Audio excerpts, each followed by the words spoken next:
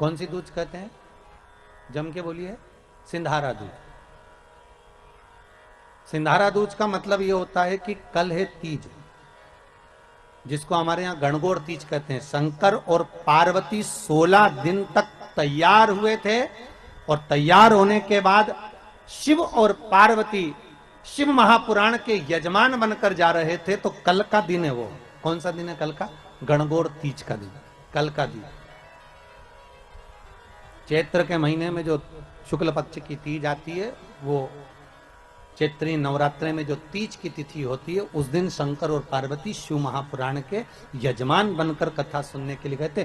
16 दिन तक पार्वती और शंकर का श्रृंगार होता है। उसमें से आज का दिन सिंधारा दूज का होता है। क्यों सिंधारा दूज कहते हैं?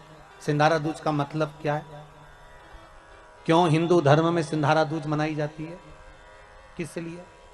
आज पूरे भारत की भूमि पर कई माताएं हाथ में मेहंदियां लगाती हैं, चूड़ियां पहनती हैं, सुंदर चुनड़ी पहनती हैं, मां ब्रह्मचारिणी का पूजन करती हैं, माता का आराधना करती हैं। सिंधारा दूज, उसका कारण केवल इतना सा है। सिंधारा दूज का मतलब यह होता है कि चंचुला देवी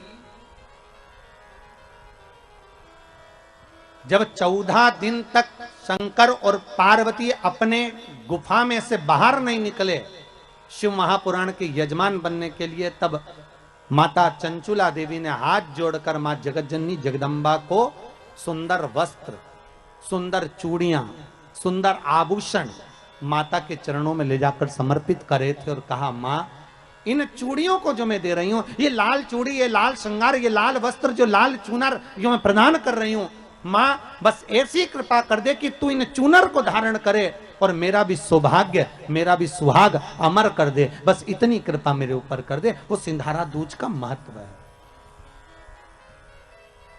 वो सिंधारा दूज का महत्व।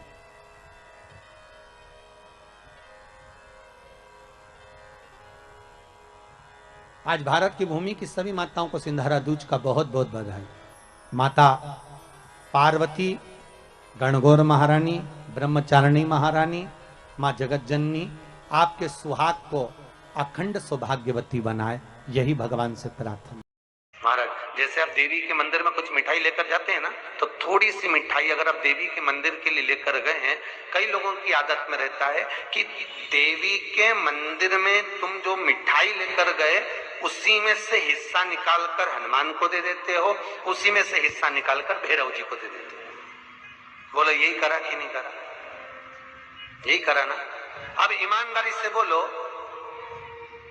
तुम देवी की उपासना करने जा रहे हो, राम की उपासना करने जा रहे हो, कृष्ण की उपासना करने जा रहे हो, भवानी की उपासना करने जा रहे हो।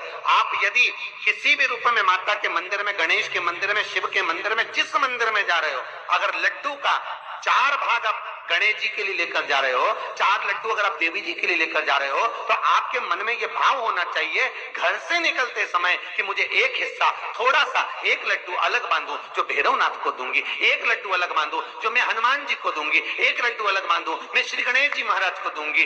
क्यों?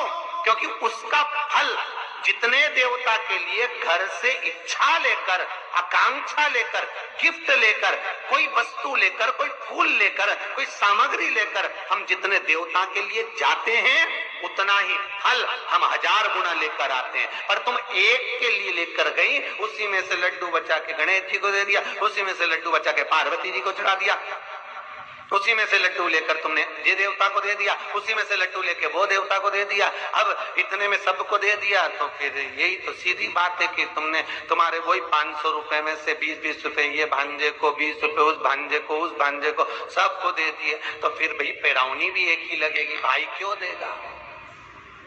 लेके तो तू 500 रुपए के इतने टुकड़े कर दिए तूने, वो 500 रुपए का तू भी रख ले, तू भी रख ले, तू भी रख ले। और जब मायरा भरने की बारी आई और मम्मी ने कहा छोरी का मायरा भरना है, सब छोरा पैसा इकट्ठा कर, छोराओं ने भी कह दिया